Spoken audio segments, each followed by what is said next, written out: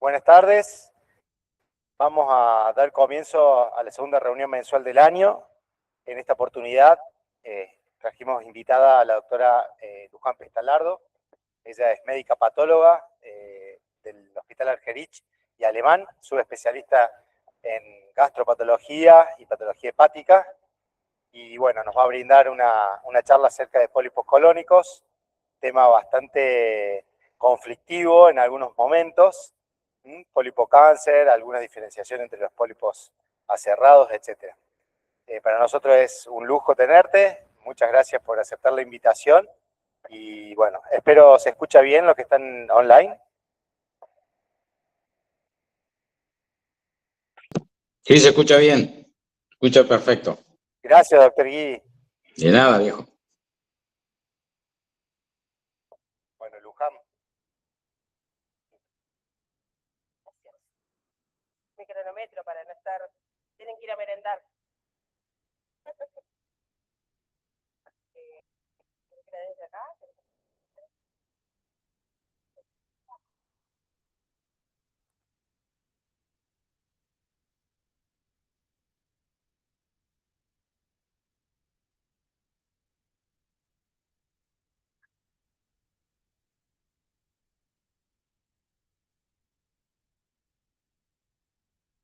Bueno, vamos a empezar. Muchas gracias al doctor Armando y a todos ustedes por la invitación.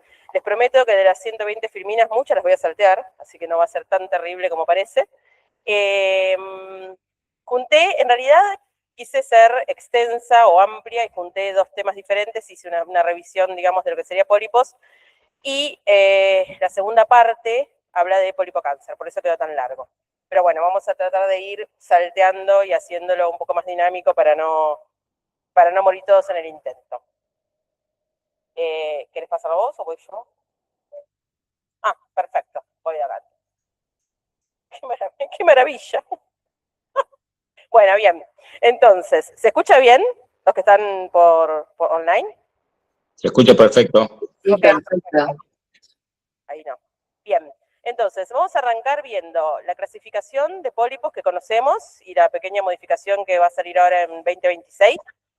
Vamos a hablar un poquito de los tipos de pólipos, más que nada de la histología, ¿sí? Si bien hay filmina sobre otras cosas, vamos a hablar más que nada de la histología para ir un poquito más rápido. Y vamos a ver cómo vamos armando los diagnósticos. Arranquemos. A ver, entonces, esto es lo que nosotros sabemos, ¿sí? Esta es la clasificación que tenemos hasta ahora. Obviamente, de más está decir, solamente vamos a cubrir el tema de pólipos epiteliales, no nos vamos a meter con ninguna otra cosa porque si no nos quedamos acá eternamente. Y entonces nosotros sabemos que tenemos, por un lado, los adenomas, ¿sí? Y por otro lado, las lesiones cerradas. Dentro de los adenomas los dividimos o los subdividimos de acuerdo a su macroscopía, ¿sí? A su conformación, en tubulares, vellosos, tubulovellosos, y todos ellos pueden tener displasia de bajo, displasia de alto. Y dentro de las lesiones cerradas hay tres compartimentos también, lo que son los pólipos hiperplásicos, las lesiones cerradas sésiles, que pueden tener o no displasia, y los adenomas cerrados tradicionales. Esto es lo que cambia ahora, ¿sí? Y en realidad estos pólipos hiperplásicos que hasta ahora los diagnosticamos como microvesiculares y ricos en células caliciformes, ¿sí? Porque ya había una tercera categoría que había desaparecido, ahora desaparecen los dos, ¿sí? Y solamente tenemos pólipos hiperplásicos. Lo cual, bien, estamos todos re contentos, ¿no es cierto? Bien, yo por lo menos estoy re contenta. Así que por ahora, lo que va a salir ahora en 2026 es que todos los pólipos hiperplásicos los vamos a diagnosticar como pólipos hiperplásicos y siguen existiendo obviamente las lesiones cerradas sésiles y los adenomas cerrados tradicionales, ¿sí? Bien, entonces, todas estas cosas las vamos a ir viendo rápido. Ustedes ya saben que los adenomas convencionales para diagnosticarlos tienen que tener sí o sí displasia, al menos de bajo grado, ¿sí? Ya dijimos que, bueno, pueden ser tubulovellosos y vellosos, y los adenomas avanzados en realidad se categorizan por el tamaño. Toda lesión que tenga más de 1 centímetro se cataloga como adenoma avanzado, ¿sí? Acá en Argentina tenemos una alta incidencia de estas lesiones porque, en general, las poblaciones que tienen dietas muy ricas en carne, ¿sí? Tienen más incidencia de este tipo de patología. Bueno, claramente nosotros, Uruguay, sí, somos países que tienen mucha incidencia de estas cosas. Lo molecular, chicos, lo vamos a saltear, ¿sí? Y vamos a ir a la histología. Bien. Entonces, ¿Cómo vamos a hacer el diagnóstico de lo que son los adenomas tubulares? ¿Sí? Lo primero que tienen que tener en cuenta es que para diagnosticar un adenoma como tubular, las glándulas tienen que ser rectas, ¿sí? Tienen que ser rectas, tienen que ser todas iguales, de arriba a abajo, y tenemos que tener en algún momento displasia convencional. ¿Cómo vamos a ver esa displasia? Como un núcleo alargado, sí, que deja de ser redondeado y basal y pasa a ser alargado y se ubica en diferentes alturas y por lo tanto hace una pseudoestratificación, ¿sí? Y eso es lo que nos va a dar la pauta de que eso tiene una displasia de bajo grado. En ningún momento tenemos que tener complejidad arquitectural. Si nosotros tenemos complejidad arquitectural, o sea, si tenemos cribas, si tenemos glándulas ramificadas, si tenemos ese tipo de complejidad, ahí ya estaríamos ante una displasia de alto grado, ¿sí? Y si nosotros tenemos, dentro de la citología, pérdida de polaridad nuclear, estamos ante una displasia de alto grado. O sea, las dos cosas que nos dividen el bajo del alto son la complejidad histeroarquitectural y la pérdida de polaridad nuclear, ¿sí? Y entre las dos cosas, siempre la arquitectura, ¿sí? No es una buena idea andar diagnosticando displasia de alto grado solamente por la citología o porque vemos núcleos más feos o porque vemos más mitosis o porque vemos... Siempre es más confiable la histeroarquitectura que la citología para hacer el diagnóstico de alto grado. Bien. En cuanto a la conformación de los adenomas, esto de dividirlos en tubulares, tubulovellosos y vellosos, depende del porcentaje de componente velloso, justamente, que tenga la lesión. Los adenomas tubulares tienen que ser o 100% tubulares o pueden llegar a tener inclusive un pequeño componente velloso, menor al 25%, y se los puede seguir aceptando como tubulares.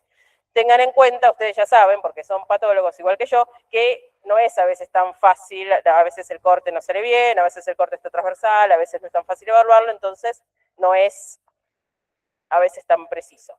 Los túbulos vellosos son los que van entre 25 y 75% de componente velloso, y los vellosos, los puramente vellosos, son los que tienen más de 75. Y en lo que a mí respecta, me parece que lo más difícil de definir siempre es el componente velloso, o por lo menos no ponernos de acuerdo, ¿sí?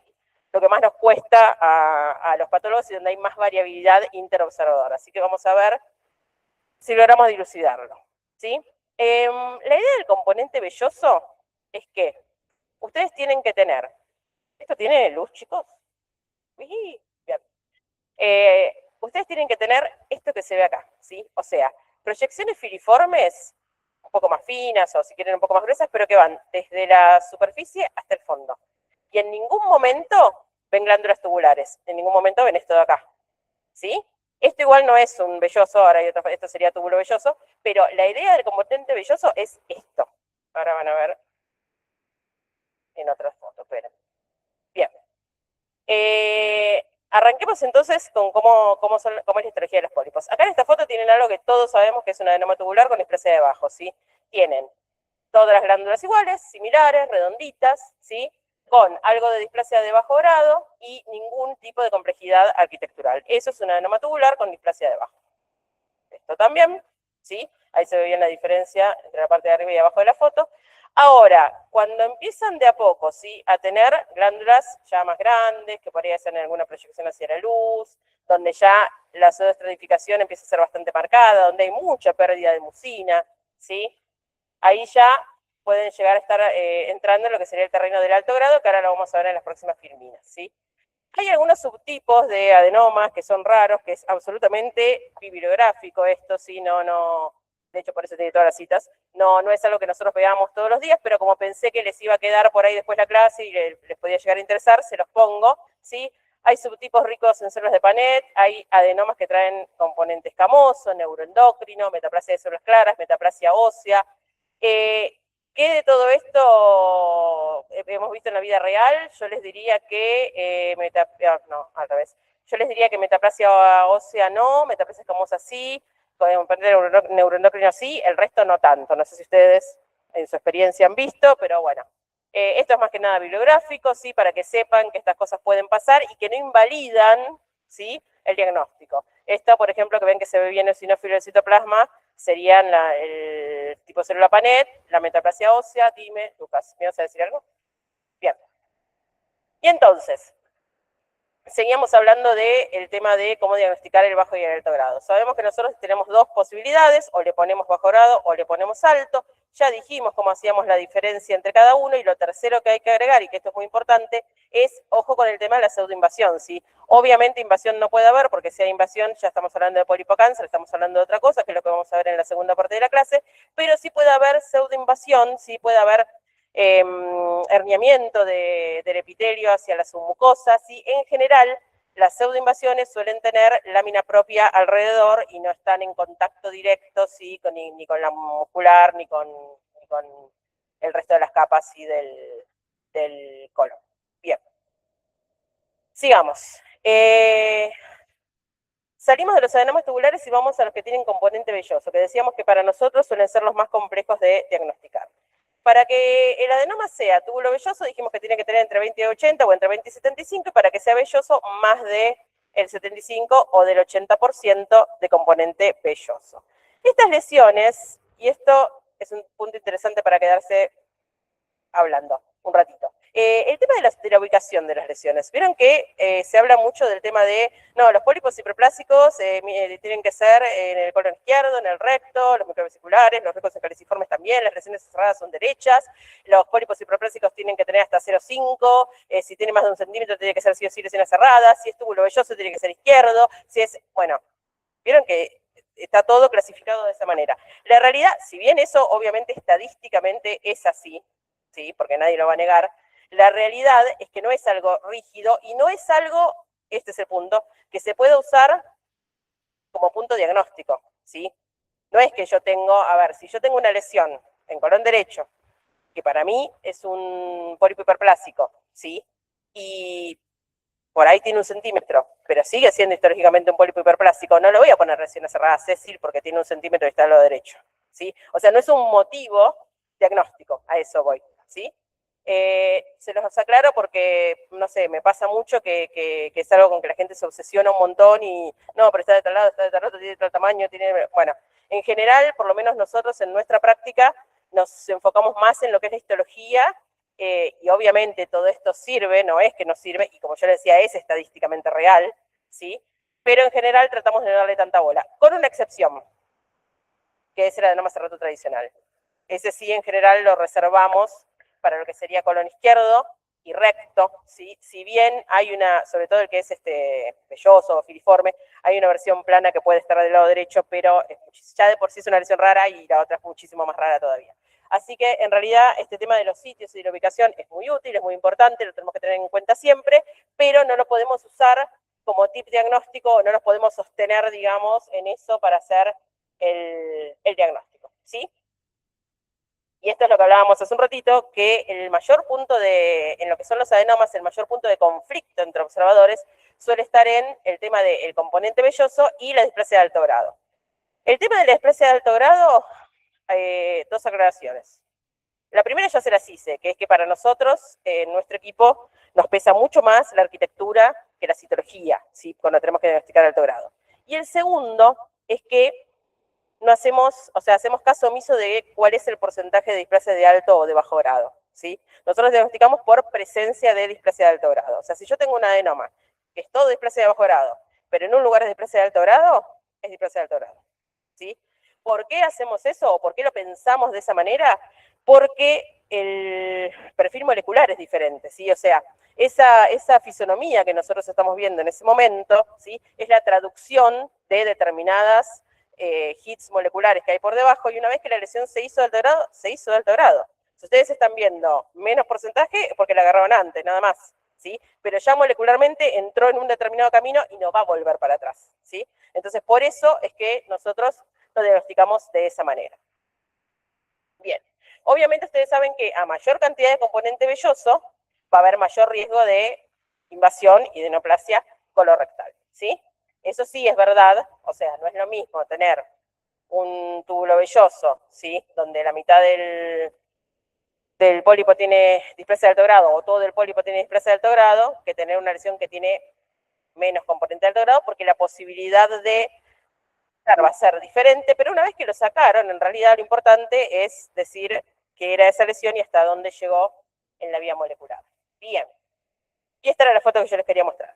Entonces, esto es la idea del velloso, ¿sí? La realidad es que los adenomas vellosos puros, ¿sí? Esos que tienen realmente más de 75-80% de componente velloso, no son tan frecuentes de ver. No sé qué piensan ustedes, si ustedes están acostumbrados o los ven mucho. En general, la mayoría de las lesiones que vemos suelen ser túbulo-vellosos, y bueno, o tubulares, no importa. Pero digo, pero estas lesiones, ¿sí? No son tan frecuentes y por eso también es que tal vez a nosotros se nos genera tanta confusión porque no lo tenemos seteado, digamos, no tenemos la imagen seteada en la cabeza. La realidad es esa que yo les contaba hace un rato, que ustedes lo que tienen que buscar es lesiones que sean vellosas en toda su extensión, de principio a fin, sí, o sea, desde la muscular de la mucosa hasta la luz, hasta arriba, y con estas proyecciones bien finitas como se ve acá, ¿sí? Si viene una lesión que es así, bueno, sí, eso es un adenoma velloso.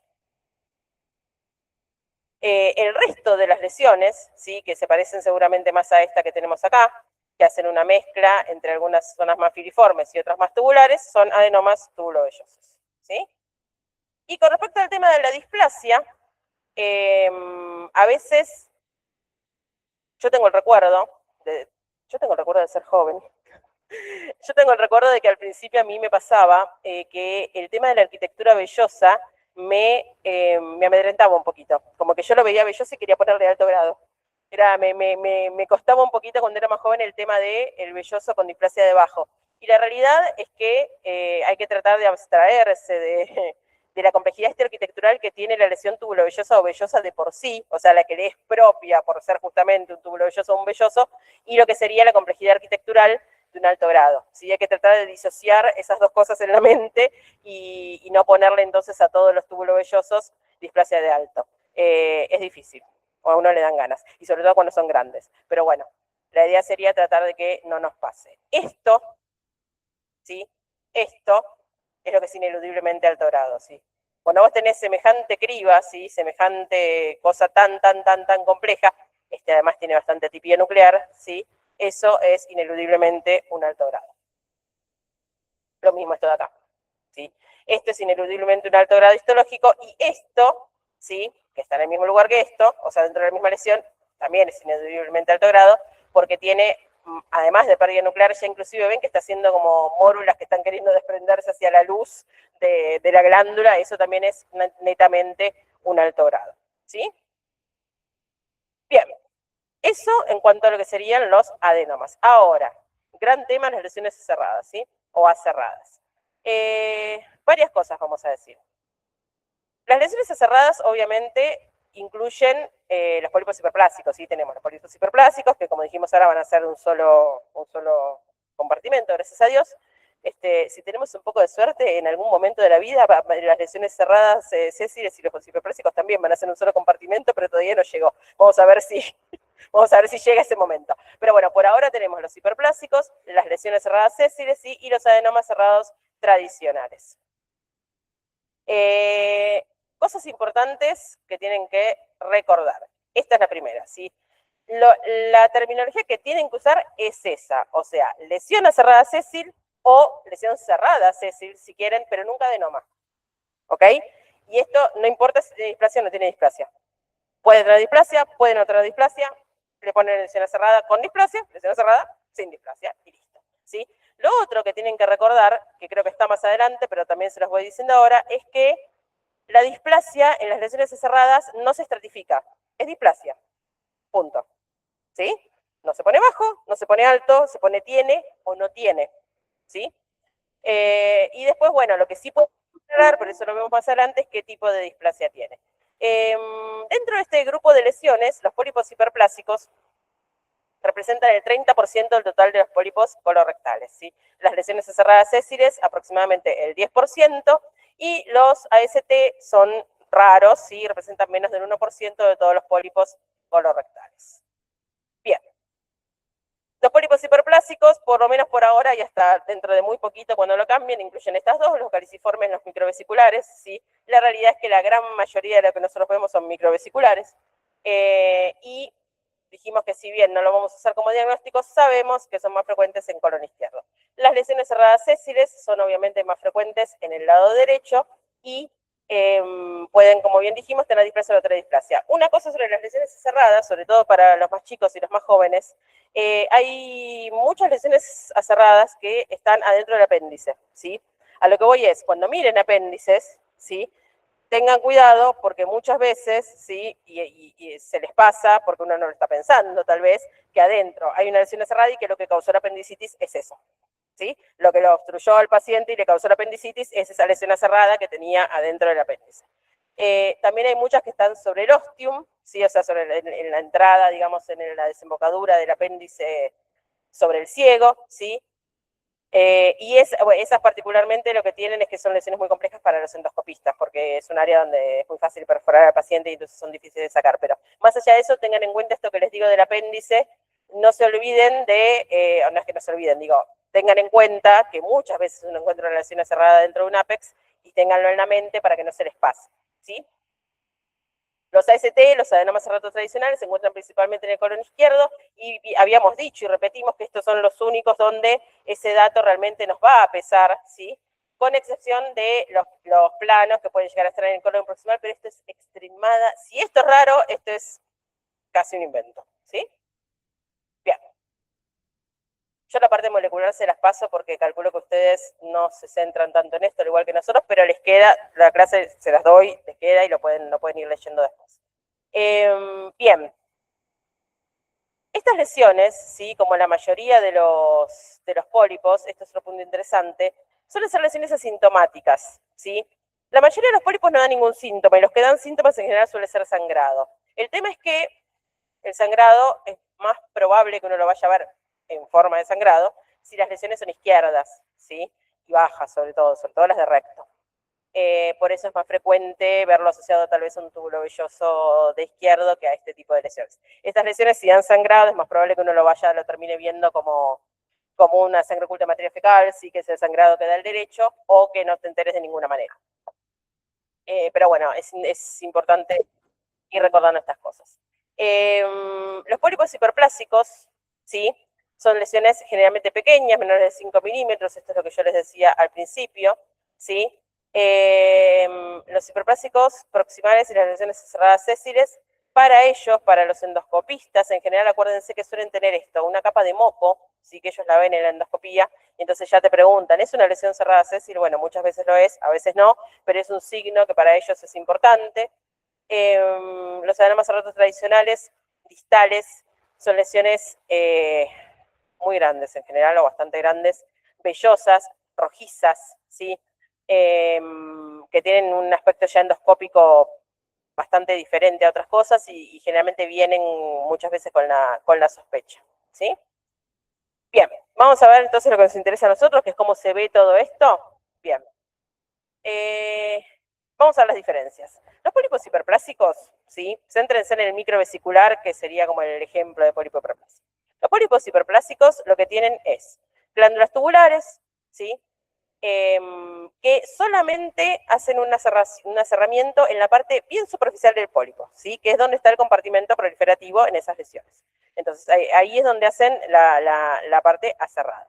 Y tienen el resto de la glándula recta, común, nada, ¿sí? Donde está la aserración, generalmente hacen esta pérdida, digamos, de mucina y este citoplasma microvesicular, que es lo que nosotros terminamos viendo. Si ustedes no tienen la lesión cortada orientada, ¿sí? O sea, si no la tienen de forma tal que logren ver la mucosa y la muscular de la mucosa, hay algo que es interesante, que es que los pólipos hiperplásicos hacen un engrosamiento de la membrana basal, ¿sí? Similar a lo que sería una colitis colágena, bueno, algo así, ¿sí? Entonces, por debajo del epitelio, ustedes ven ese engrosamiento, y si tienen cortada el pólipo transversal, a veces es como una pista, ¿sí? Algo más que los ayuda a hacer el diagnóstico. Y lo otro que es importante tener en cuenta es que justamente como la parte cerrada está bien en la superficie, ¿sí? Si yo lo corto transversal, el centro de la lesión va a ser tubular, ¿sí? O sea, yo voy a ver todo el centro tubular y arriba, o afuera sería en ese caso, todas las glándulas proliferativas. Eso es todo bastante diferente en las lesiones cerradas, que ahora después lo vamos a ver.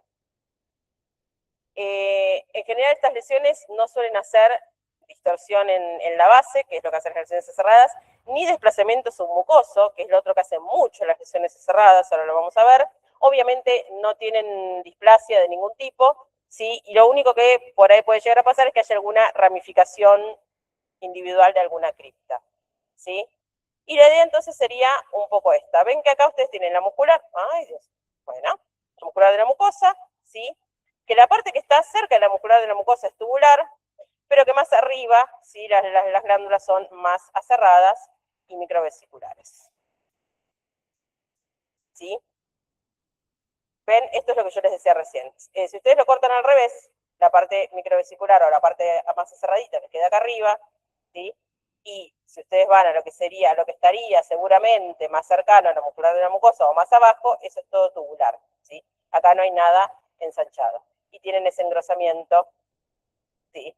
De la membrana basal que les ayuda a hacer el diagnóstico. Bien.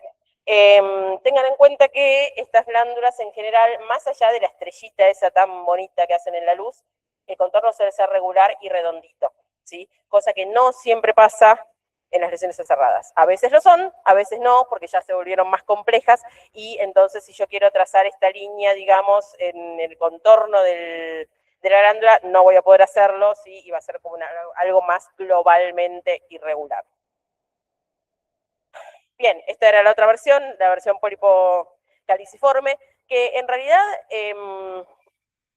esa glándula creo que es la que es bastante típica de caliciforme. En realidad es una lesión bastante compleja de diagnosticar porque casi no tiene ningún tipo de cambio real, ¿sí? Lo único que tiene es el hecho de que a ustedes los endoscopistas les dicen que están viendo un pólipo. Ustedes ven algo medio estrelladito, medio cerradito, qué sé yo, no demasiado, pero no ven el citoplasma microvesicular, sino que ven un epitelio cuasi normal o con demasiadas células caliciformes. Ahí entraba el diagnóstico de hiperplásico rico en caliciformes, y es lo que, bueno, a partir de ahora va a quedar todo englobado en la misma categoría. Bien. Para poder clasificar una lesión o diagnosticarla como lesión cerrada sésil, va a tener que tener al menos una de las siguientes características histológicas de esta listita, ¿sí? Que tienen acá. La primera es el crecimiento horizontal a lo largo de la muscularis mucosae, ¿sí? O sea, que el fondo de la glándula se haga transversal, digamos, y se apoye a lo largo de la muscular de la mucosa. Que haya dilatación en la base de la cripta, o sea, ustedes tienen la glándula relativamente tubular, más allá del aserramiento interno, ¿sí? Y que la base se ensanche como un jarroncito y se pegue hacia la muscular. Proliferación asimétrica, ¿sí? entre las glándulas. Puede haber estas criptas en forma de bota, ¿sí? que se abren, y la ramificación de las criptas sola no es suficiente para el diagnóstico. Pero sí es verdad que en mucha bibliografía está aceptado que, digamos, si bien ustedes tienen que tener una de estas características para hacer el diagnóstico, no es necesario que esto sea ni muy extenso ni en toda la lesión. O sea, si ustedes ven una glándula y se terminó ahí, no se hace más problema que eso, ¿sí? Después, bueno, si quieren discutimos la displasia, la no displasia, lo que más les guste, pero con una glándula deforme, llamémosla de alguna manera, pueden hacer el diagnóstico de lesión cerrada, ¿sí? Bien. Las lesiones cerradas crecen empujando hacia abajo, ¿sí? Y generalmente, o muchas veces, hacen herniaciones de la mucosa dentro de la submucosa o inclusive llegando hasta más abajo. Y sobre todo, si tienen en cuenta que al ser lesiones que son bastante frecuentes alrededor, o sea, alrededor de la válvula ileocecal, sí, en esa zona del derecho, que es donde está toda la parte más lipomatosa de la pared del colon derecho, sí, donde suelen hacerse siempre los lipomas, donde está toda esa zona más débil, es bastante frecuente que hagan esta imagen. Y es importante tenerlo en cuenta porque no hay que pensar que eso es una invasión, ¿sí? Y que eso es un polipocáncer. Entonces hay que tener en cuenta que este crecimiento es bastante frecuente. Y también hay que tener en cuenta que no solamente el crecimiento es frecuente, sino que además, esperen un segundo, las lesiones cerradas suelen interactuar bastante en su área de crecimiento con el estroma que está alrededor, ¿sí? Entonces muchas veces las lesiones cerradas tienen asociadas lesiones estromales por debajo, ¿sí? Lo más frecuente es ver perineuromas, ¿sí? Donde están las lesiones cerradas, porque tocan el estroma, digamos, y de la lámina propia y de la submucosa y hacen esta reacción alrededor. Entonces, eso también es interesante para tenerlo en cuenta y muchas veces por ahí no conforma un nodulito en sí mismo, pero hay un área así diferente y eso también ayuda a hacer el diagnóstico. Agarré un control que no es, chicos, pero ya está, me corregí. Bien. Entonces, vamos a ver qué es lo que tienen que ver, ¿sí? Acá tienen la muscular, ¿sí? Y fíjense que las glándulas, vieron que nosotros habíamos dicho que en el pólipo hiperplásico eran tubulares de principio a fin y la parte hiperplásica o aserrada estaba acá en la superficie. En este caso, la parte aserrada es todo, ¿sí? Es desde el principio hasta la muscular. Y empiezan a pasar estas cosas, como esto que se ve acá, que se ensanchan las bases y se empiezan a pegar a lo que es la muscular de la mucosa, ¿sí? Esto es súper grosero, ¿sí? Esto también es bastante grosero, aunque no llegue tanto al fondo. Hay otros lugares donde por ahí no es tan marcado, pero acuérdense que si tienen una glándula ya vamos. Esto es re grosero, ¿sí? Fíjense el tamaño de esa luz, es enorme. Esto es re grosero, parece un ancla, ¿sí? Y tengan en cuenta que esta estructura tan aserrada en toda su extensión, ¿sí? Como bien decíamos hace un rato, que en los hiperplásicos, si yo los corto transversales, el centro de la lesión me va a quedar tubular y la parte hiperplásica va a quedar afuera. Bueno, acá no pasa eso. Acá si yo corto esto transversal, todo es aserrado, ¿sí? Porque todo es aserrado, literalmente. O sea, si lo pensamos en longitudinal, todo es aserrado. Y además no vamos a tener ese engrosamiento de la basal, ¿sí? Bien. Lo mismo.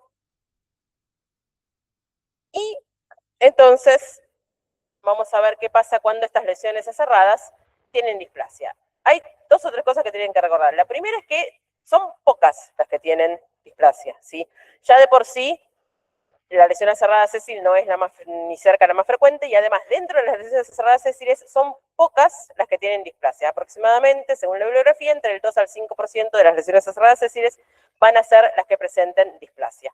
Lo otro que tienen que recordar es este tema que veníamos diciendo de que no hay diagnóstico de displasia de bajo y displasia de alto, sino que simplemente hay diagnóstico de displasia sí, displasia no, ¿sí? Es con displasia o sin displasia. Y lo tercero que vamos a ver ahora en las próximas diapositivas es que hay diferentes patrones de displasia, ¿sí? Lo más frecuente es la displasia convencional y ahora la displasia aserrada. Ahora vamos a ver en las fotos cuáles son las diferencias. Muchas veces pasa que están superpuestas unas con otras, ¿no? Bueno, ¿cuáles son los cambios arquitecturales que incluye lo que sería la displasia? La arquitectura vellosa, ¿sí? El alargamiento de las criptas, el patrón cribiforme, sobre todo en la displasia aserrada, el aserramiento luminal excesivo, ¿sí? Cuando se empiezan a aparecer por ahí un poco lo que sería un intestino delgado, y dentro de la citología, ¿sí? Si es displasia convencional, va a ser muy parecido a un adenoma tubular, ¿sí? Y en lo que serían las displasias aserradas, más bien el citoplasma de tipo eosinófilo. Bien, entonces, eso que ven ahí, ¿sí? Parece un adenoma, ¿sí? Con lo cual, cabería pensar que esa displasia es una displasia convencional, pero fíjense que el resto de la lesión no parece un adenoma, ¿sí? El resto de la lesión parece una lesión aserrada. Lo mismo acá, ¿sí? La lesión acá se nota que es una lesión aserrada, ¿sí? Y acá claramente tiene displasia, que también parece adenomatosa. Tengan en cuenta que estas lesiones, muchas veces, las aserradas, son deficientes en MLH1, ¿sí? Aunque no, digamos, aunque el resto de los marcadores estén conservados, muchas veces son deficientes en MLH1. En algunos lugares, nosotros no lo hacemos, pero en algunos lugares lo hacen de rutina, digamos, a todas las sésiles le hacen MLH1.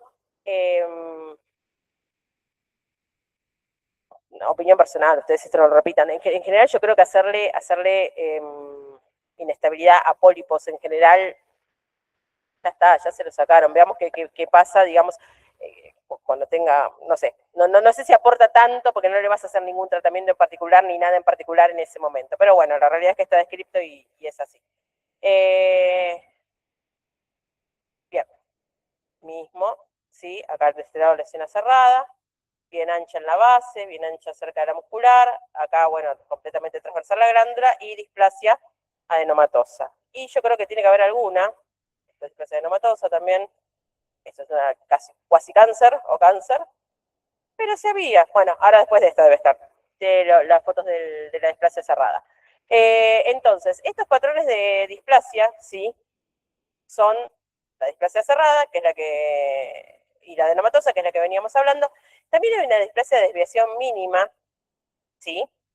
Y la displasia no especificada de otra manera, que la realidad es lo que uno suele poner. O sea, generalmente uno pone lesión cerrada con displasia, no aclara si es displasia, por lo menos nosotros no aclaramos si es displasia adenomatosa o displasia aserrada, sinceramente. Y la desviación mínima, yo personalmente tengo un problema, las cuestiones de desviación mínima siempre me da la sensación de que la gente las está inventando, que son cosas que nadie puede ver en el mundo real, pero bueno, nada. La realidad es que está descripta y esta, la desviación mínima, es la que más está vinculada a la pérdida de MLH1 y por eso tal vez ese sería el único caso donde yo te digo, bueno, ahí te puede ayudar en el diagnóstico, entonces comprendo que pueda haber una necesidad de hacerlo, pero si no, no. Esta es la displasia cerrada, ¿sí? Tienen glándulas bien aserradas, bien estrelladas, con proyecciones micropapilares hacia el centro y con un citoplasma bien eosinófilo. Sí se nota, o sea, arquitecturalmente se nota que no es una displasia adenomatosa. Y acá más todavía, ¿sí? Es recontra complejo. Bueno. Bien, vamos a seguir. No es mía la foto esta, pero es un MLH1 justamente para que vean que es verdad que hay muchos de esos pólipos que pierden el MLH1. Bien, entonces la conclusión es esta, que es lo que ya dijimos varias veces. Generalmente hay varios patrones en una misma lesión, no se recomienda de forma rutinaria el MLH1 y no se recomienda clasificar la displasia en bajo y alto grado, ¿sí? Sino simplemente displasia, no displasia. Bien. Última lesión aserrada, los AST, ¿sí? Las lesiones aserradas, los adenomas aserrados tradicionales. Los adenomas aserrados tradicionales tienen 3 características morfológicas principales, ¿sí? La primera es que el aserramiento es en forma de hendidura, o sea, es similar a la vellosidad de un intestino delgado, ¿sí? Entra y sale, entra y sale, entra y sale, entra y sale, tipo serrucho a lo largo de la vellosidad. Ahora lo vamos a ver.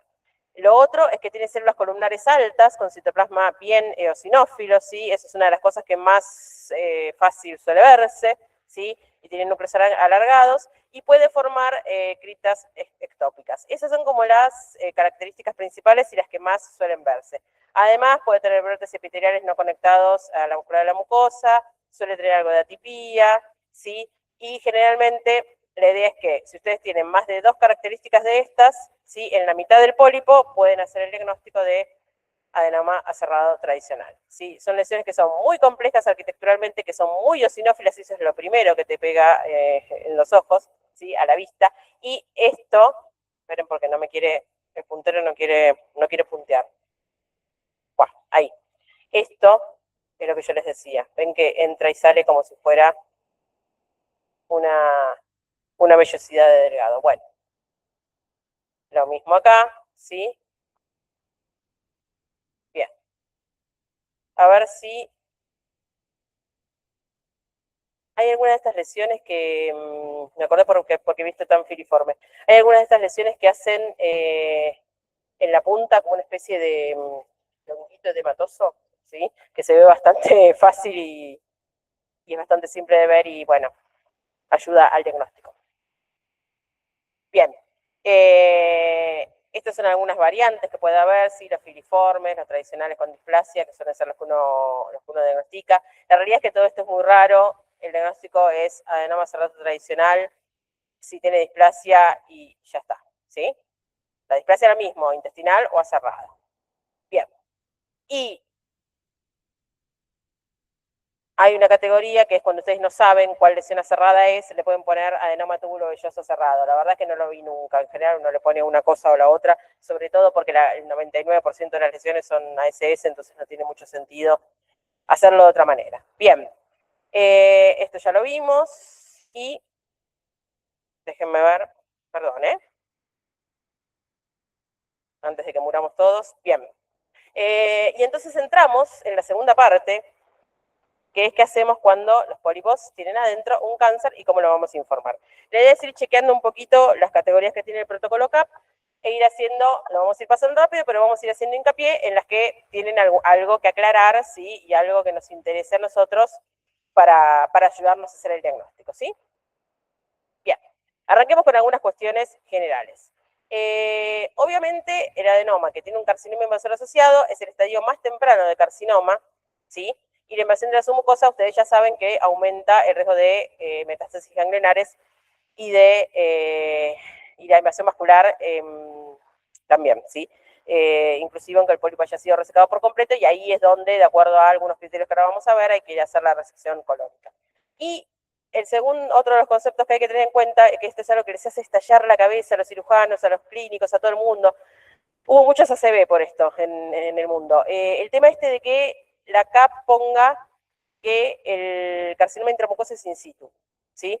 Porque no entienden que no es un adenoma túbulo velloso, no lo comprenden. O sea, no comprenden la diferencia entre que una cosa es un cáncer y la otra no. ¿Por qué? Porque no entienden, creo yo, porque no entienden el concepto de qué es invadir la lámina propia. O sea, no entienden que hay un epitelio, una membrana basal, y que una vez que vos rompiste la membrana basal y te metiste en la lámina propia, eso es un carcinoma. Punto. ¿Por qué la CAP hace eso? Porque en realidad se termina basando en un criterio biológico. O sea, como el intramucoso no tiene capacidad de dar metástasis porque no se metió en la submucosa, bueno, lo ponen como in situ porque se comporta como. Pero la realidad es que en la cabeza de los gastroenterólogos y de los cirujanos, ellos les cuesta mucho entender la diferencia entre un túbulo velloso y con displasia de Alto, digamos, y un carcinoma intramucoso, y no es lo mismo porque en realidad el carcinoma intramucoso no es un T3 porque ustedes sacaron el pólipo. No, nosotros, ellos, ¿no? Bien. La prevalencia de carcinoma en pólipos es entre 0,2 y 12% en polipectomías, ¿sí? Y obviamente va a estar muy vinculada con el tamaño de la lesión. Las lesiones que tienen menos de 1 centímetro, sí, van a tener un 1% de probabilidad de tener un carcinoma adentro, las lesiones de entre 1 y 2 un 10%, y las lesiones de más de 2 centímetros llegan hasta un 45-50% de probabilidades de tener un carcinoma adentro. Entonces, obviamente, el tamaño de la lesión va a ser una de las cosas que más que más nos va a hablar de pronóstico, ¿sí? Después el componente velloso, obviamente a más componente velloso, más probabilidad de hacer un carcinoma. Y el grado de displasia, obviamente, si tienen mucho componente de displasia de alto grado, van a tener mayor posibilidad de hacer invasión porque la displasia de alto evoluciona en un 35% carcinoma y la de bajo solamente en un 5%, ¿sí? Y la edad del paciente también es importante. Bien. ¿Cuáles son los factores pronósticos? ¿Cuáles son los factores de riesgo de metástasis ganglionares y recurrencia luego de polipectomía? ¿Sí? De recurrencia, más que nada, el tema de la resección, ¿sí? Si la lesión no está bien resecada, hay una posibilidad de que persista o recurra. ¿Y cuáles son los factores pronósticos para que hablan de riesgo de metástasis? Bueno, principalmente la invasión linfovascular, el budding, ¿sí? Y la profundidad de invasión de la submucosa, ¿sí? Que tiene múltiples formas de medirse, un montón, que ahora las vamos a ver, pero que cuando es mayor a 1 milímetro, ¿sí? Habla de una mayor posibilidad de invadir, una mayor posibilidad de invasión linfovascular, de metástasis ganglionar. Bien, también el grado histológico y obviamente que la lesión esté a menos de 1 milímetro del margen de resección, ¿sí? Esas son las cosas que hablan de pronóstico. Bien. Esto después lo vamos a ver. Bien, vamos a ir al protocolo y vamos a ir viendo qué es lo que tenemos que tener en cuenta. ¿Sí? El protocolo que es el que todos conocemos, que lo usamos todos los días de nuestra vida, que es el que es para biopsias, lo vamos a usar obviamente en polipectomías, en mucosectomías y en resecciones transanales, para carcinomas, adenos y para carcinomas neuroendocrinos. ¿Sí? Bien. Arrancamos con el protocolo, todo lo que no hay nada que decir, o sea, ponemos qué espécimen es, si la muestra está intacta o fragmentada. Este punto, el punto de la muestra, si está intacta o fragmentada, tiene que ver con la capacidad que vamos a tener después nosotros de medir el pólipo en sí mismo y de medir el carcinoma. ¿Sí? Si yo tengo 2 millones de fragmentos, va a ser más difícil. Y también se vincula con el tema de los márgenes, ¿sí? Cualquier muestra fragmentada ya invalida la posibilidad de decir que los márgenes están libres o comprometidos, ¿sí? Bien. El sitio tumoral, ya saben, ponen dónde viene.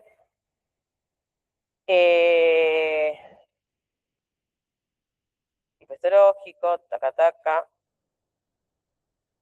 Hay algunos tipos histológicos, subtipos, no viene al caso, chicos, en este momento porque sería un montón.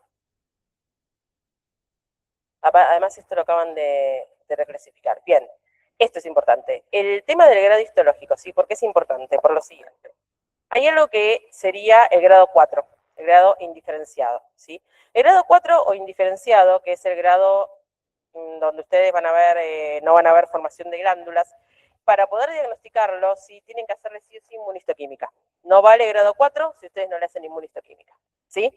El resto, o sea, el 1, 2 o 3, el bien moderado o pobremente diferenciado, ven el porcentaje de glándulas, no importa, listo, le ponen lo que a ustedes les parece. Ahora, para poder diagnosticar un grado 4 tienen que tener sí o sí inmunistoquímica, y la inmunistoquímica que tienen que tener es bastante amplia, porque le tienen que hacer, por un lado, obviamente 720, sí, o CDX2, SAT, todos los marcadores, digamos, propios de colon, le tienen que hacer una de 1 de 3, ¿sí? Y por otro lado le tienen que hacer todo un panel de neuroendocrina, ¿sí? Y muchas veces, de acuerdo a la altura donde estén, inclusive un P63 o una CK56, algún marcador escamoso, ¿sí? Una vez que le hicieron todo eso, todo dio negativo, y lo único que les dio positivo es la de 1 de 3, ahí es grado 4, ¿sí? Antes de eso, no. Bien. Tamaño tumoral, lindo tema. El tamaño tumoral, ustedes ya saben que lo van a medir en centímetros, ¿sí? Y lo importante, lo que tienen que recordar, es que cuando el protocolo a ustedes les pide tamaño tumoral, les pide el tamaño de toda la lesión, no solamente lo que invade la submucosa, ¿sí? O sea, si ustedes tienen, de hecho, si ustedes tienen solamente un intramucoso, van a tener que medir solamente lo que está en el intramucoso. Pero si ustedes tienen un tumor con un componente intramucoso y un componente submucoso, el tamaño del tumor es todo, ¿sí? No es solamente lo que invade por debajo de la musculatura mucosa. Tienen que medir, obviamente, todas las dimensiones, digamos, del tumor, y la profundidad de invasión, ahí sí, ya cuando vayan a medir para hacer los scores y todo eso, sí se va a medir desde la muscular hacia abajo, ¿sí? Desde la muscular de la mucosa hacia abajo. Y si tienen fragmentos, ojo con eso, si tienen fragmentos tienen que poner la... Quiero volver a la foto de atrás y no sé. ¿Cómo vuelvo? Regreso. ¿Qué les iba a decir? Algo les iba a decir. Y me olvidé. Espera. Ah, no, que si tienen varios fragmentos, sí, tienen que poner el tamaño mayor que encuentren, sí, y ponerlo inferior a tanto. Ahí ya no va a ser exacto y no va a estar bien medido, pero es lo que ustedes van a poner. Bien, esta foto en realidad es para mostrar, creo que la muscular de la mucosa, si yo no me equivoco, está acá. Esta foto es más que nada para mostrar que muchas veces no es tan fácil, ¿sí? Medir el tamaño de las lesiones. Este es el borde, ¿sí? Y esto es lo que infiltra, y acá supuestamente está la muscular de la mucosa, ¿sí? Pero esto que está acá arriba no parece tumor, parece tumor solamente esto de acá. Bueno, a veces no está sencillo. Bien, extensión tumoral. Simplemente tienen que poner hasta dónde llega, ¿sí? Si llega a solamente, como en este caso, que sería el intramucoso, ¿sí? O si invade un poco más allá. Acá tienen el borde de resección y esto se está metiendo en la submucosa. Esto es la misma fotito que veíamos recién, pero más de lejos. Bien. Esto es lo mismo, ¿sí? Acá tienen una lesión con invasión submucosa. Y acá está el tema, ¿sí? No sé qué usan ustedes, pero me parece que en realidad esto tiene más que ver con lo que quieran los endoscopistas que con lo que queramos nosotros, ¿sí? A algunos les gusta más alguna forma de medir, a otros les gusta otra. La realidad es que el protocolo CAP no te pide nada. Lo único que te pide es que le digas el tamaño de la lesión, medido en milímetros, nada más, ¿sí? Y si ustedes hacen eso, está bien y ya está, ¿sí? O sea, si ustedes pueden elegir, simplemente hagan eso y no hay ningún problema, se quedan tranquilos y no andan en tanto score y en tanta cosa. Ahora, pasa que a veces los endoscopistas piden que hagas una determinada medición o de una forma particular. En general, nosotros lo que hacemos es congeniar con ellos, que es lo que van a querer, y donde dice hallazgos adicionales les ponemos, donde dice hallazgos adicionales en el protocolo les ponemos todos los scores y todo lo que ellos tengan ganas de ver. Lo que te pide el protocolo CAP es esto. ¿Cuánto es el tamaño real en milímetros? Sí, por categoría, o sea, si es menos de 1 milímetro, entre 1 y 2 o más de 2. Y si no, y después que se lo pongas exacto. Ahora, ¿cuáles son todos estos sistemas? Bien, vamos a verlo. Los niveles de Haggit se usan más que nada en pólipos pediculados, ¿sí? Los que tienen un tallo, tienen un tronquito, digamos, donde podamos ir midiendo la invasión. Y a partir, digamos, de la muscular de la mucosa y para abajo, vamos a ver cuánto es que invade y hasta qué zona, digamos, del pólipo llega, que sería este dibujito de acá, ¿sí? El nivel 1 es una invasión submucosa superficial, limitada ahí a la cabeza del pólipo. En el nivel 2 ya se está metiendo en el cuello. En el nivel 3 llega hasta la parte media del pedículo y en el nivel 4, ¿sí? Está ya prácticamente en la muscular propia. Una de las cosas que pasa, que nos pasa bastante, es el tema de que muchas veces las lesiones tienen menos mucosa de la que los endoscopistas creen. Es como que ellos esperan que tengamos mucho más para medir de lo que realmente tenemos. Y por eso también estas categorías, si bien están buenísimas y si fuera así realmente sería genial, terminan siendo un poco mentirosas muchas veces, ¿no? O a uno le queda la sensación de que son un poco mentirosas porque no tiene por ahí el material tan bonito como uno esperaría tener. Pero bueno, la realidad es que así es como se mide. En las lesiones pediculadas es un poco más fácil, se complica bastante más en las lesiones sésiles. En las lesiones sésiles tenemos esta clasificación, que es la de Kikuchi, ¿sí? Donde supuestamente nosotros tenemos que ver hasta qué de la submucosa estaría llegando la lesión e inclusive el tema del compromiso del crecimiento radiado, del compromiso horizontal. De vuelta. El nivel 1 va a estar en el primer tercio, el nivel 2 en el segundo tercio, el nivel 3 más profundo. La realidad es que salvo algunos tipos de resecciones que hacen, donde sacan verdaderamente gran componente de su mucosa, la mayoría de las veces es bastante complejo hacer este tipo de mediciones, ¿sí? Pero bueno, es importante tenerlo en cuenta. Y este es el que para mí es el mejor, porque en realidad simplemente, o sea, no hace tanta distinción sobre el tipo de lesión, ¿sí? Pero sí es un sistema más similar al que propone CAP, que es simplemente medir el tamaño de la lesión, medir el tamaño de la profundidad de invasión, ¿sí? Desde la muscular de la mucosa hacia abajo, cuánto mide el componente invasor, y listo. Me parece que a mi gusto es el más práctico para hacer. Pero bueno, la realidad es que obligatorio no es ninguno, pueden hacer cualquiera o no hacer ninguno, y va a estar siempre bien, ¿sí? Lo que sí tienen que hacer sí o sí es medir la lesión, que es lo que les pide el protocolo CAP. ¿Se entiende? Bien. Esto ya lo dijimos. Algunas dificultades que puede haber una dificultad que suele haber muchas veces para la medición, cuando uno está tratando de medir la invasión ahí en la sumo, es que la muscular de la mucosa muchas veces no está entera. Y cuando no está entera uno tiene que tratar de reconstruirla mentalmente, ¿sí? Para ver si las cosas están de un lado o del otro. Una opción que puede llegar a ver en estos casos a veces es hacer o una desmina o una ML, ¿sí? Y ver cómo está esa muscular de la mucosa y ver si verdaderamente tenemos al tumor cruzando de un lado y del otro. De todas formas, la idea principal creo que es esta, se puede usar cualquier forma de medición, lo importante es que usen alguna, y el protocolo CAP lo único que dice es que tienen que hacerlo en milímetros, así que la verdad, para mí es lo mejor porque además, como justamente muchas veces no tenemos tanto su mucosa, las muestras no son las mejores, es la forma más fácil, ¿sí? De hacerlo. Bien. La invasión linfática vascular y perineural, simplemente hay que ponerse existe. Aclaración con la invasión linfática es que siempre tienen que hacerla la diferencia entre si lo que ustedes están viendo es una invasión de vasos pequeños o vasos grandes, vale también para los tumores de colon en general, ¿sí? No es lo mismo un linfático o con, digamos, un vaso pequeñito con simplemente un endotelio que un vaso con pared, un vaso venoso grande. Inclusive, si estamos hablando de colon, vieron que les hace hacer la diferencia entre intra y extramural, ¿sí? Más allá de vaso grande y vaso pequeño. Así que eso es importante y lo tienen que hacer y lo tienen que poner siempre, ¿sí? En general, en las lesiones polipoides, salvo que la resección sea una resección muy amplia, no van a tener vasos tan grandes, pero bueno, podría llegar a pasar. Y la invasión perineural no, es simplemente existe, no existe, listo.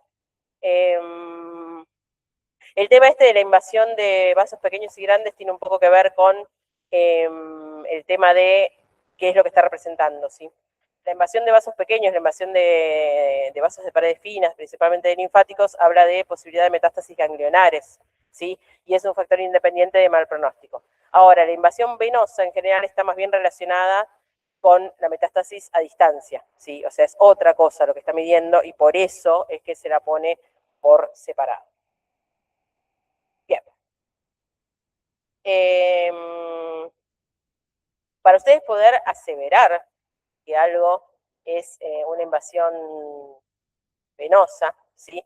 Deberían ver algún tipo de capa muscular, ¿sí? O de lámina elástica dentro de ese beso, de eso, chicos, de ese vaso.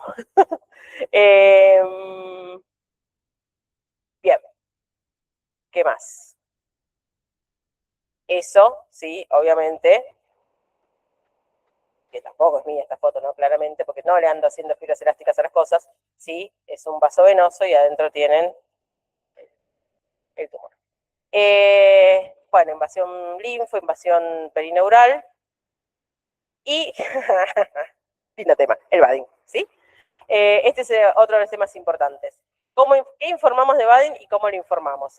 Hay un consenso de Badin, que es el que enseña cómo tenemos que hacer esto. Yo les voy a decir la realidad de lo que hacemos todos los días, ¿sí? La realidad es que el protocolo te pide que le pongas el número de brotes exacto que hay, ¿sí? Y que le escorees si es bajo grado, grado intermedio o alto grado. Vieron que supuestamente para hacer el Badin hay toda una tabla con un montón de números y qué sé yo, uno debería medirlo en un 20, ¿sí? En un 20 por. En general yo no tengo el 20 por puesto en el microscopio, porque vieron que nosotros usamos 4, 10, 40 y tenemos, no sé por qué es que tenemos el de 100 y no tenemos el de 20, pero bueno, la realidad es que lo tenemos así. Entonces, uno no suele, por ahí lo tenés, pero no lo tenés a mano. Yo lo que suelo hacer es lo siguiente, lo que hago es medirlo en 10, ¿sí? Y si da bajo es bajo, si da alto, zarpado, o sea, tengo más de 15, es alto. Y lo que no es esas cosas, ahí sí voy al 20, porque ahí sí es donde cambiando el área, seguramente pasas de una categoría a la otra, ¿sí? La realidad es que hacemos, sobre todo, ¿por qué? Porque supongo que en su experiencia pasará lo mismo que en la mía, la gran mayoría, pero la gran mayoría son bajo grado, ¿sí? A veces hay algún alto, pero no suele haber tantos Badin intermedios, ¿sí? Entonces, lo más práctico termina siendo hacerlo así, o sea, hacerlo con un 10 y adaptarse a usar el 20 en el momento que sea necesario. Lo otro que tienen que tener en cuenta con respecto al Badin es que el Badin está pensado, ¿sí? Y está avalado para hacer con HIE, ¿sí? Por lo tanto, no deberían hacerle citocreatina ni inmunistoquímica, ¿sí? Y esporearlo de esa manera porque necesariamente van a estar midiendo de más, ¿sí? Van a estar sobrevalorando. Porque además la citocreatina suele ser un marcador bastante promiscuo que marca muchas veces cualquier cosa que no es una célula epitelial necesariamente y puede ser que estén sobrevaluando el Badin. Así que no lo hagan, no está avalado y no se hace así, se hace con el HIE y se hace con el 20 por supuestamente, pero nosotros hacemos eso que yo les venía diciendo. Esa es la tabla nefasta del protocolo CAP, ¿sí? Este es el consenso, por si no lo vieron, lo quieren ver. que obviamente tiene unas fotos hermosas, con unos badding divinos que no son reales en la vida cotidiana, y en la vida cotidiana te pasa esto, por ejemplo, por decir, y vos decís, ¿qué es esto? ¿Cómo lo mido? ¿De dónde lo saco? Bueno, la realidad es que si ustedes tienen una glándula, ¿sí? Y tienen un grupo de células que se desprende de esa glándula, ahí tienen que plantearse lo siguiente. Lo que tienen que plantearse es si ese grupo de células que se está desprendiendo es un brote o es una desdiferenciación, ¿sí? Porque son dos cosas diferentes y significan cosas diferentes, y es en realidad lo que tienen que tener en cuenta, porque lo que tienen que tomar son los brotes, el resto no importa. Los brotes tienen que tener hasta 4 células, ¿sí? Si tiene más de 4 células se considera desdiferenciación, y en realidad la desdiferenciación tiene más que ver con el G, o sea, con el grado, que con otra cosa. Por lo tanto, cualquier brote, eso por ejemplo no sería un brote, porque tiene, no sé, muchas células, más de las que tiene que tener, ¿sí? Esto no sería un brote, esto no sé qué es. Bien.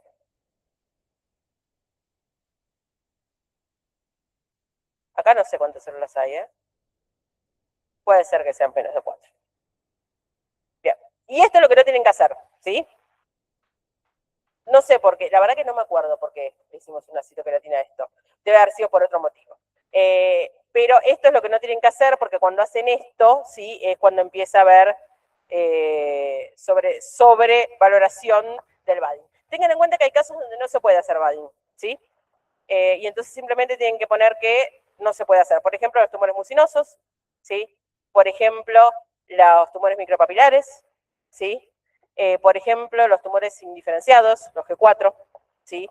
Por ejemplo, los tumores que pasaron por radioterapia o por quimio, o sea, los tumores que tienen adyuvancia, ¿sí? A todas esas lesiones no se les puede hacer budding, no se les hace, simplemente en la categoría budding le ponen no se puede. ¿Sí? Eso vale más no tanto para pólipo, porque el pólipo no va a haber tenido por ahí tratamiento previo ni nada, pero sí vale más para las piezas, ¿sí? Bien, después, bueno, viene la categoría del tipo de pólipo, eso es fácil, sí, lo sabemos todos. El tamaño del pólipo en el caso de las polipectomías, ¿sí? La configuración, el tamaño, las dimensiones del tumor para lo que son los discos transzonales y ese tipo de cosas, y esto que es interesante también, que es el tema de la orientación del margen. Para poder decir si el margen está libre o no está libre, tenemos que ver el margen, ¿sí?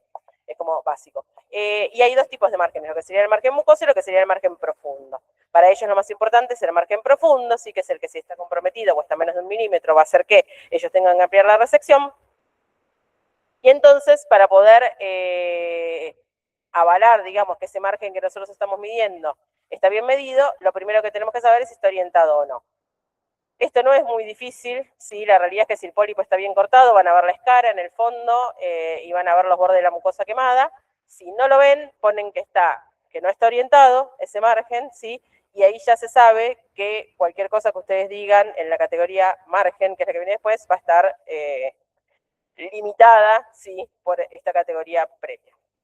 Por ejemplo, acá en esta muestra, ¿sí? Esta muestra quedó cortada de manera tal, este pólipo me quedó cortado de manera tal que se me fusionó, ¿sí? La mucosa con lo que viene debajo, y no sé en qué, acá hay algo medio quemado, pero la realidad es que no sé exactamente dónde está la escara, si realmente es esto, si no lo es, si se dio vuelta y se metió por acá, y no tengo el margen lo suficientemente bien orientado como para expedirme y decir algo acerca de eso, ¿sí?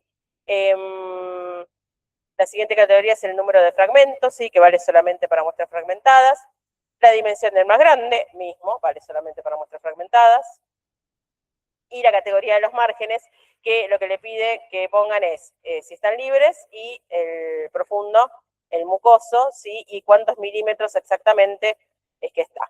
Y acá es donde sí es fácil hacerlo, ¿sí? Acá tienen el carcinoma, acá tienen la escara, que está claramente conservada, y los márgenes mucosos bien quemaditos. Acá es fácil hacerlo, esto está muy grande, pero está bastante cerca. Acá también se ve bastante claro el margen mucoso, ¿sí? Y ahí se ve parte de la escara. Y acá era tan grande el pólipo que fíjense que me entra la escara en una foto sin el pólipo, inclusive. Bien. Hallazgos adicionales, si es que hay algunos, si el paciente tiene una según, Crohn, otra cosa, ¿sí? Y hay un apartado de estudios especiales para hacer la inestabilidad, ¿sí? O alguna otra cuestión que quieran hacer, no le hacemos inestabilidad a los pólipos nosotros, no de rutina, ¿sí? Si bien se recomienda, supuestamente la realidad es que no lo hacemos. ¿Por qué no lo hacemos? Porque la receta no lo cubre, ¿sí? Porque digamos, no hay tantos insumos. Pero bueno, la realidad MR. Lo hacemos o cuando suponemos que puede llegar a ser realmente inestable, como si es un mucinoso, un medular, sabemos algo que nos hace pensar que eso puede llegar a ser inestable, ahí sí lo hacemos. Si hay filtrado Cron-like, ahí sí les hacemos, aunque sean un pólipo cáncer mínimo, se lo hacemos, ¿sí? Bien. ¿Cuáles son las categorías desfavorables cuando nosotros tenemos un carcinoma dentro de un pólipo? Que sea pobremente diferenciado, que haya invasión vascular, ¿sí? Que el margen sea escaso y que haya menos de 1 milímetro y que haya muchos focos de Badin, ¿sí? Todas estas características van a hacer lo que haga que ellos hagan una resección de colon, ¿sí? Después del pólipo. Y cuando nosotros tengamos esa resección después del pólipo, ¿qué es lo importante? Lo importante es ir a sacar los ganglios, ¿sí? Ustedes van a tener una resección de colon donde no hay nada, no hay más lesión porque el pólipo ya lo sacaron, y va a haber, decían que estaba vieron la lesión y lo marcaron. Lo que tienen que hacer es ir a esa área, al área de tinta china, la entran entera, ¿sí? Todo lo que esté negro se entra y hacer el vaciamiento ganglionar como si fuera un cáncer común, ¿sí? Y ahí informan el TNM, ¿sí? En esa pieza informan el TNM que no informaron, digamos, en el pólipo porque no es informable. Bien, bueno, ejemplo de informe, no importa. Hoy que hablábamos de informes largos. Estos son largos, por ejemplo. Bien, algunas conclusiones. El 8,4% de los pólipos con adenocarcinoma va a tener enfermedad residual en la pieza, ¿sí? Ya sea por compromiso ganglionar o por lesión residual en la pared. El principal factor independiente es el budding. La positividad de los márgenes a menos de 1 milímetro se relaciona con mayor probabilidad de lesión residual. Y última filmina, porque esto era toda una mentira y solamente quería venir para esto, no. Última filmina, en realidad ustedes ya saben que con Lucas estamos armando el congreso ahora en Córdoba, acá en octubre. Nada, queremos obviamente invitarlos y esperamos verlos a todos allá y reencontrarnos. Muchas gracias.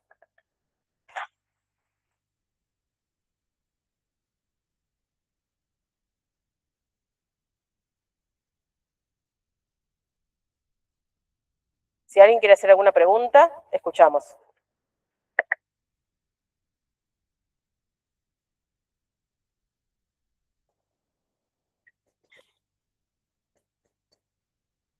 Bueno, muchas gracias, doctora. Una preguntita, quizá ya la respuesta estaría desarrollada en cierta forma ya durante la clase, pero como para ampliar, en el caso de que coexistan muchas lesiones aserradas o lesiones aserradas con lesiones con adenomas clásicos, ¿te recomendaría algún tipo de estudio especial o seguir estudiándolo de alguna otra forma?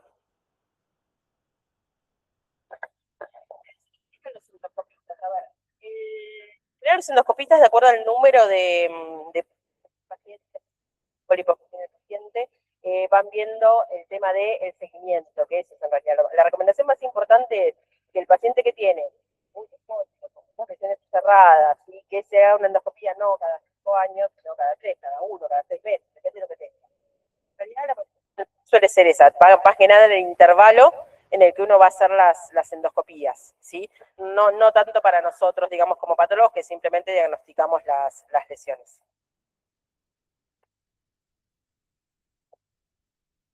Acá tenemos la visita de un gastroenterólogo que le invitamos.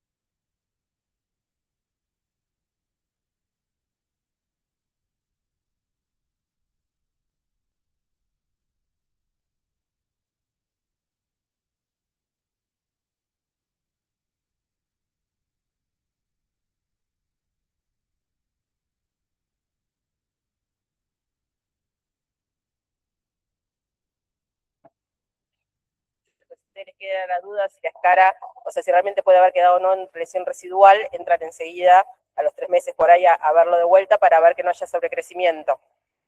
Claro.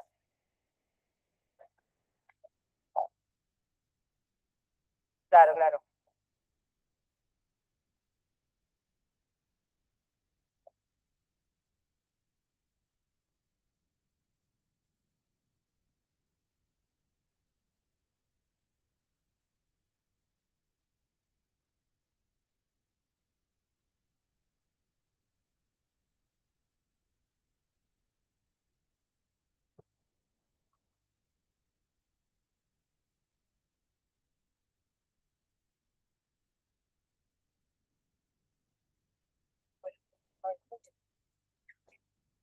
Cuando se llega el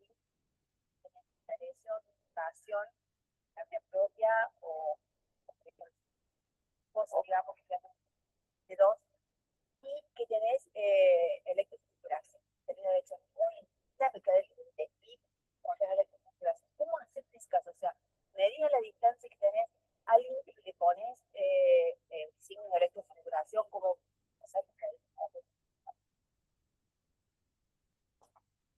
claro, o sea, tenés el tumor a la distancia que está el límite, digamos, tal, mejor a 1 milímetro, pero tenés electrofulgurado ahí. ¿Qué hacen en ese caso? Yo siempre lo aclaro. Se ve el signo de electrofulguración, está tanto con signo de electrofulguración y límite. Eso es lo que más me preocupa.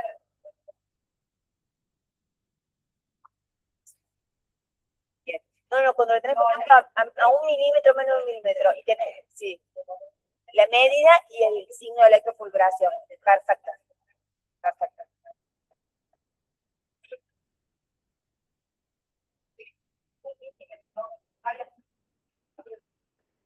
Por eso, tienen en cuenta eso, por eso. Bien, bien, yo quiero quedarme tranquilo. Por ahí vos pones la distancia y siempre le pones un poco el límite, remado no, para quedarme tranquilo. Bien.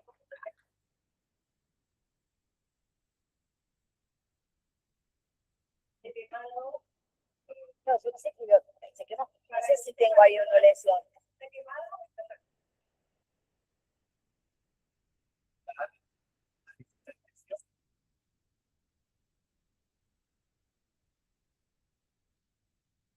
No sabemos qué hay ahí, no veo.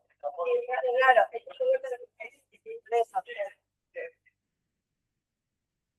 Pero está en una alerta, así que, a ver, está a veces, por eso, yo siempre les aclaro, está a 0,1 milímetro, por ejemplo, está, o está a nivel de límite con signo de la configuración, aún cuando esté a 0,1, no sé, que ya después queda el criterio de que van hasta él. No sé,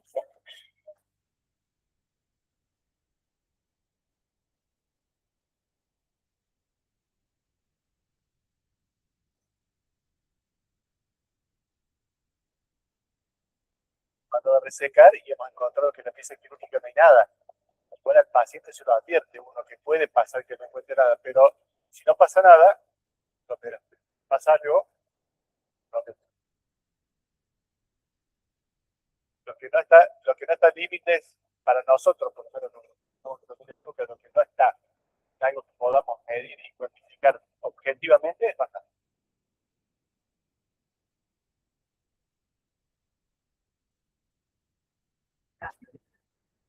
¿sí? Ya, ahí, cualquier duda que vos tengas, es llamar al endoscopista y decirle, che, mirá que yo estoy viendo esto, o sea, te lo voy a poner así en el informe, pero me queda la duda, lo veo que está electrofulgurado, no sé si realmente puede haber quedado algo adentro. Yo trato en lo posible de cualquier duda que me queda, hablarlo siempre con los endoscopistas y que ellos también, ¿de acuerdo? Porque hay cosas que uno no puede poner, no hay forma de ponerlas en el informe. A veces los informes tienen categorías y a veces a uno le queda alguna duda que no tiene cómo transmitirla, digamos, al papel, pero la realidad es que la tiene. Bueno, ahí lo más importante es hablar con...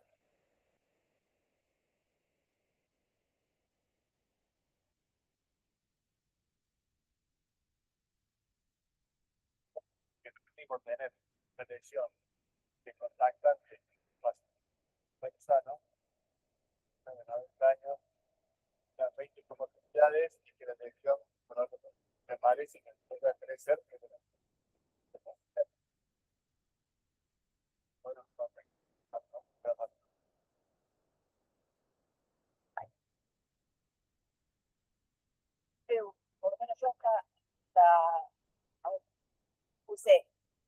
hace rato, o pólipo hace rato. Había o no displasia. Hoy decís que tenemos que poner lesiones cerradas con o sin displasia. Y no categorizar la displasia. No, directamente no. Sí. No, adenoma cerrado no. Y no categorizar la displasia. Alto y bajo, directamente, aunque tenga displasia. Bien.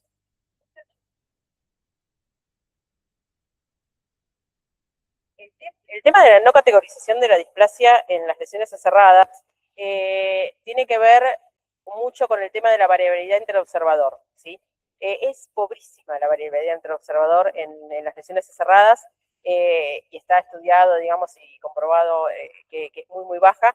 Y entonces, en general, tiene muy poca reproductibilidad y suele no hacerse, y entonces uno realmente pone que tiene displasia o que no tiene displasia y nada más, ¿sí? Pasa un poco por ese lado.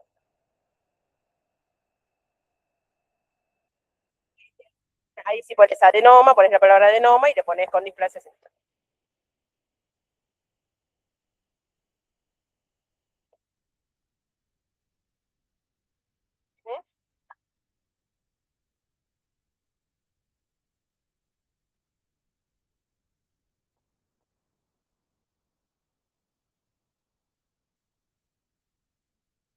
Claro.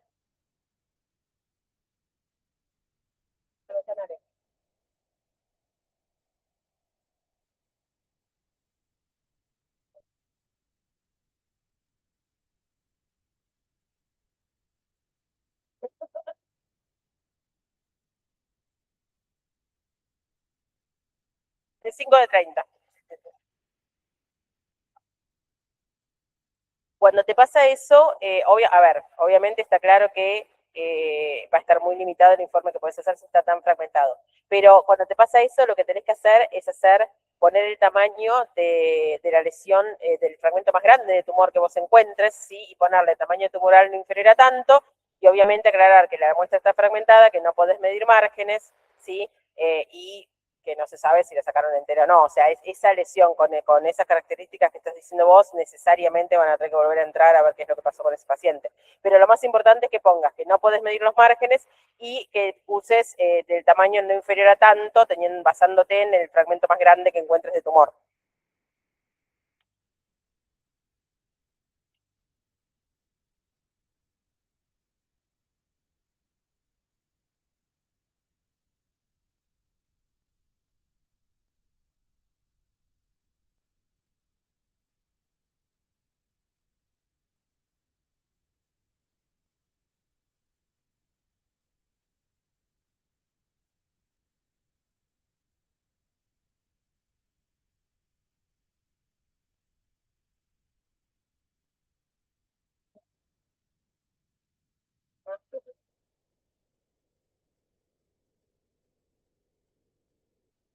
Sí, se estadifica como si el tumor estuviera puesto. O sea, eh, suponete, te doy un ejemplo, ponele que vos sacaste y que tenía una invasión submucosa, ¿sí? La pieza, tenés la marca con tinta china porque ponele que, bueno, que estaba marcado, entrás esa zona, haces la linfadenectomía, ¿sí? Y ahí, una vez que no encontrás lesión residual, asumís el T1, digamos, y pones el N de acuerdo a lo que encuentres, ¿sí? O sea, así se clasifica como si el tumor estuviera puesto, poniendo la referencia, obviamente, del informe anterior.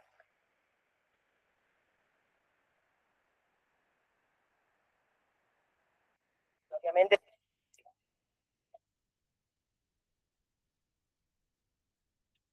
te pidieron, yo sé que me habla de muscular de la mucosa y te pidieron menos de milímetros. A vos, Juanjo.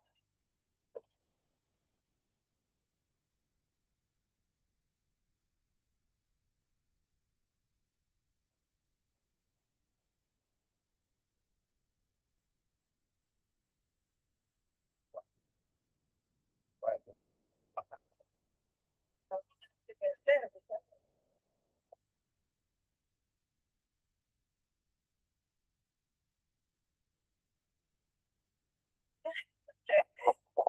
nosotros tuvimos una pieza de anatomía con un adenocarcinoma invasor y al lado tenía pólipo con un adenocarcinoma intramucosa.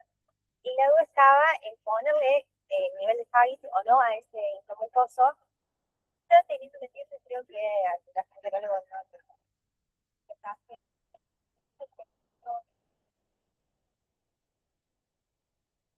Debería colocar o no.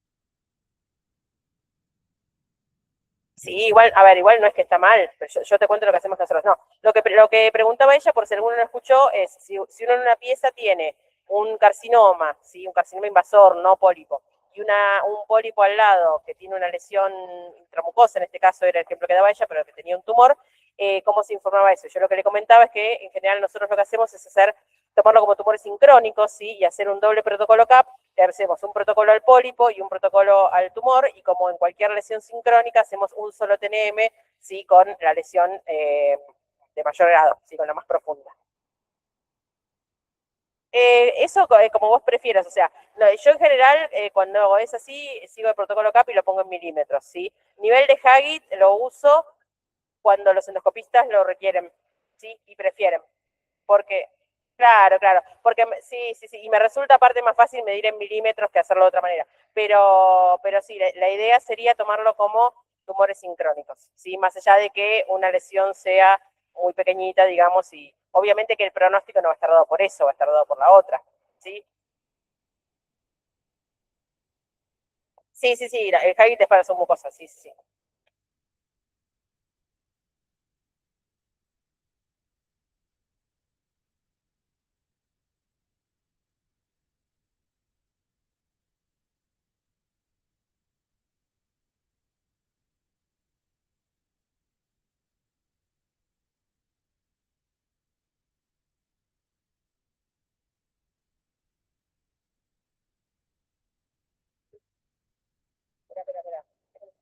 En la pregunta. Tenía la lesión comentada que eran 5 fragmentos los que tenían lesión, digamos. No.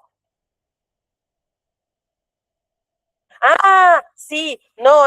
A ver, el tema es, digamos, si cuando vos volvés a ver la pieza, digamos, no hay lesión, no hay nueva lesión, o sea, no hay lesión residual, ni hay más tumor, digamos, y el único tumor que hay es el del pólipo, no ponés no inferior a, lo categorizás porque supuestamente es todo el cáncer que hay.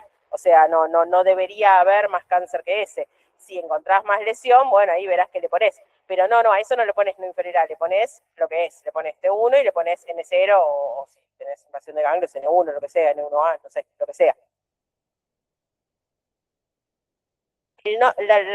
La terminología no inferior a, en general uno la usa cuando hay algo que no está pudiendo evaluar. ¿Sí? O sea, si yo tengo una lesión y no estoy pudiendo evaluar el tamaño total porque creo que me faltan fragmentos de lesión, bueno, le pongo no inferior a. Pero una vez que yo tengo las lesiones completas, hay que categorizarlas sí o sí.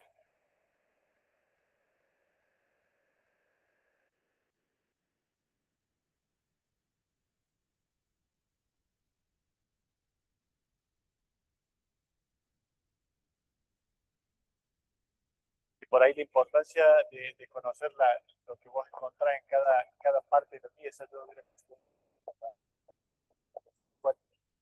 que te sirve para registrarse cuándo al paciente le va a tocar el control, cuándo se le va a tocar de acuerdo a la peor parte del sistema. Hay cosas, probablemente a ese paso, rodado a 2 años, puede digamos, un poco de la última parte de cuál importa de los otros, bueno, la peor, cuál te va a decir la peor parte de la pieza que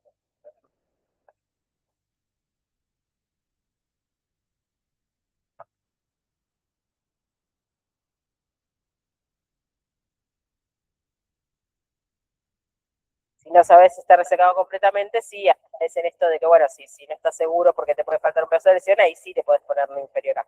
Ahí no hay problema. El tema es que volvemos a la pieza de yo ya a la de los múltiples fragmentos o la de la pieza de color. Sí, no, ahí sí ponerle. Se me confunden las preguntas.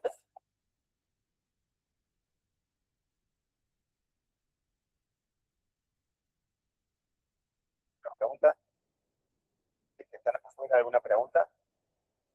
Bueno, vamos a agradecer. Me había olvidado de saludar al doctor Tracal.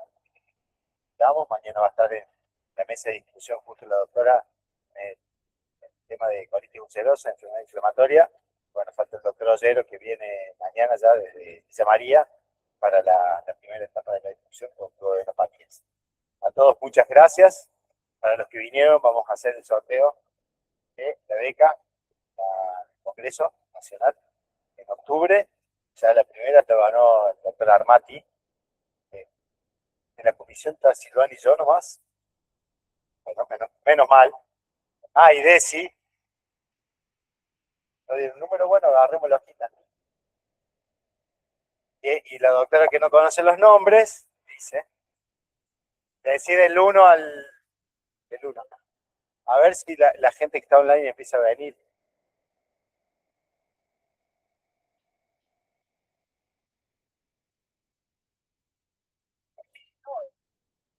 Ya fueron, ya fue.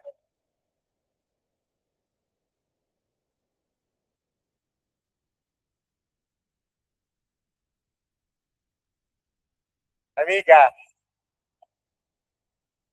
es de la comisión. Bien, Mica. Bueno, en octubre te esperamos en el Congreso. Mañana quiere pedir la coordinadora de la jornada. Bueno.